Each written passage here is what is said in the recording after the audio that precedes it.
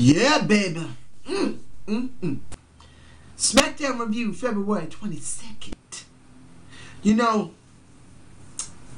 this was a very bad Smackdown. Things were done in it, but very little, baby. I'm saying this, ladies and gentlemen, simply that this Smackdown review is going to be very short. The only thing this main review is about what happened to Jack Swagger after Smackdown. But I'm getting rid of Smackdown first. I'm going to say for Rogue Scholars, Damien and Cody Rhodes, they're basically being buried. I don't know what happened in the back. A part of me really feels like either Damien said something that no one's noticed yet, either on Twitter or Facebook, or maybe he insulted someone in the back. Or maybe it was Cody. Or maybe it was both of them. Because they're both being buried. You got two great talents in Damien Sandow and Cody Rhodes. Cody Rhodes' mustache is getting over. Damien, the intellectual savior of the masses, is getting over. But they're being buried. Damien with Sheamus. Sheamus basically was already in the ring when Damien came out and did his little bit. But did that make a difference? No. I don't even care what the match was about, if it was good or not, because Damien got buried. Sheamus didn't get anywhere. So this was stupid. The Miz, on the other hand, I can say at least a little bit that it's necessary that The Miz keep getting some types of wins, so when he goes into WrestleMania and go against Antonio Fazzato, he will be credible. But there's one problem. They had to use Cody Rhodes. Couldn't use JDG. They couldn't use one of the 3MBs, excluding Drew McIntyre. Let it be Heath. Let it be Ginger. It couldn't be Santino. Turn Santino here. I don't care. Well, actually, I do care. I like Santino. But you get my point. It could have been someone other than Cody. These two have been buried. They are jobbing their asses off for nothing. I don't know. Maybe the WWE has not even one clue what to do with these two. They don't. So I'm just going to leave it at that. Now, we got the opening of the show with ADR. I'm just going to say simply that at the end of the night, the match between Wade and ADR really didn't need to go the way it did. One, I thought Wade was supposed to be having a feud with Bo Dallas, but I haven't seen it. So one, you really didn't need him there. And if you did need him there, the person that should have been having some problems with him, next to Jack Swagger trying to it's upsetting to see this, ladies and gentlemen. You see, when they don't make good storylines, it looks like crap. It's understandable that Jack Swagger, the trucker as I call him, with his partner Zayed, had to be there. I understand that. But here's the problem. Wade did not get a DQ. He didn't get a count-out win. He didn't get a DQ win. He didn't need to job. He didn't. ADR wins. And we got to stare down at the end of the match. But what did we accomplish here? Yes, Jack Swagger didn't actually get beat up. But in the end, it really didn't feel like it was enough. And then when it came to the Randy Orton and Trucker match, it was a good match, don't get me wrong. I didn't mind the match too badly. Seeing Jack win, seeing that Trucker win was necessary.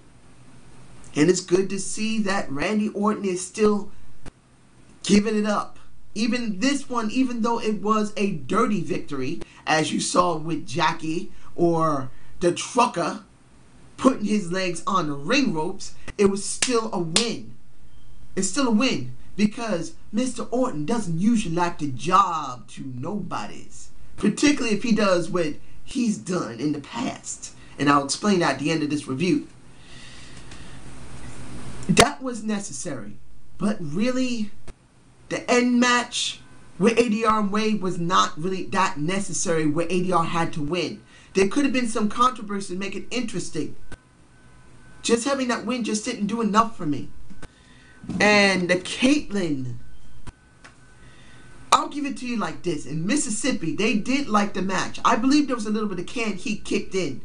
But it did sound like the Mississippi crowd did like the Caitlyn, the Layla, the Tamina Oksana match. They did seem to like it. So I have to take that into account. But what did it accomplish?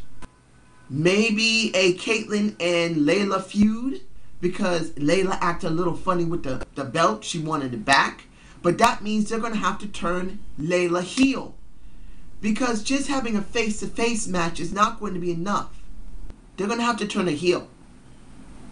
Now, should they turn Layla heel? Maybe, yeah.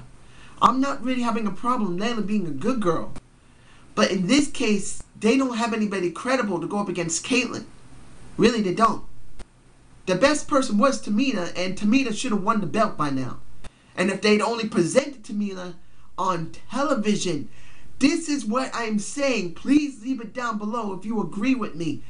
Raw Active. WWE.com.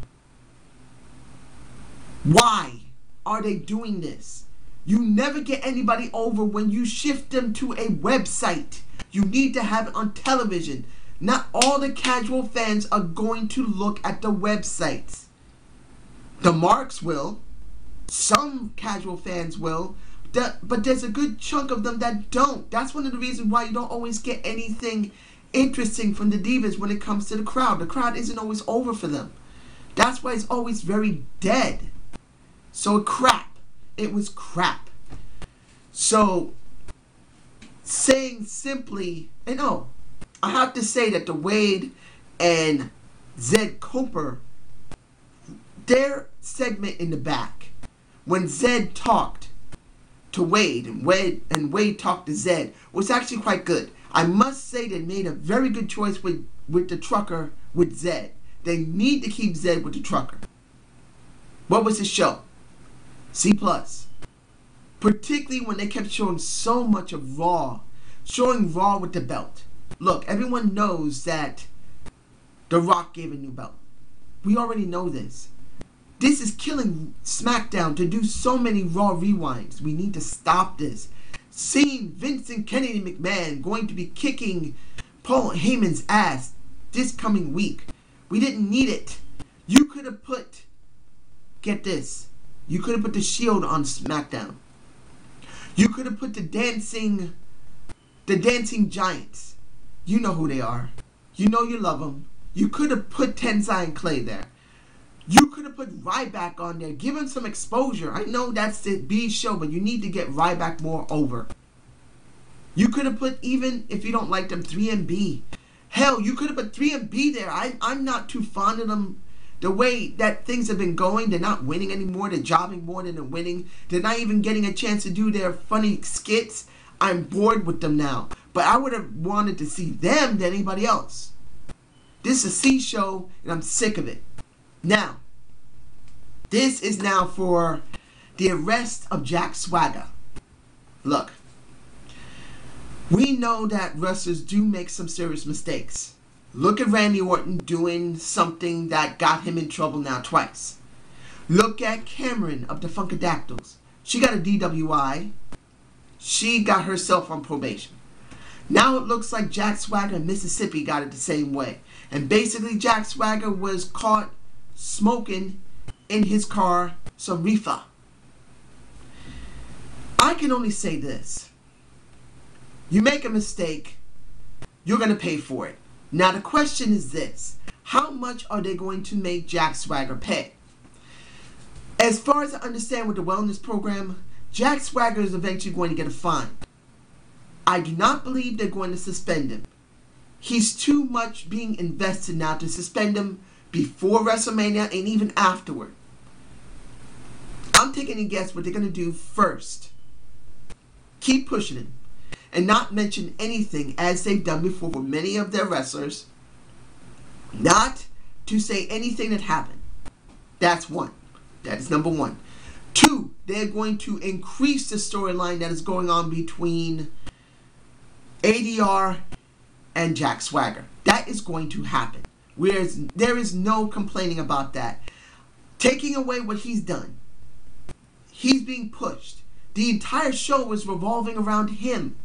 It wasn't revolving around ADR. It wasn't revolving around Randy Orton. It wasn't revolving around Sheamus. It wasn't revolving around Wade or Caitlyn. It was only about Jack and Zed helping Zed, having Zed help Jack to get over. This Raw is going to happen again. The next SmackDown is going to happen again. If they want ADR to be pushed properly, they must have a credible opponent. And they can't do that if he's suspended. They'll just find him maybe about $200,000 to $500,000. That's a lot of money for us, but for him, because he's making at least $10 to $5 million a year, maybe $20 million a year. It depends on their contract. I don't know what his contract is. I'm taking a guess he's got between $5 to $10 million a year. Between that. It could be lower than that. It could be maybe $1 million a year, but still, $500,000, $500,000 is still good money for someone. $1 million is still good money. $4.5 million is still good money, so he won't get hurt too badly from this. Will he be continued to be pushed after that? I'm still saying yes. They still need credible heels, and they don't got any. They don't got it. So I believe that what's going to happen with Zed and Jack will continue after WrestleMania. If they do drop him, it'll probably be by SummerSlam.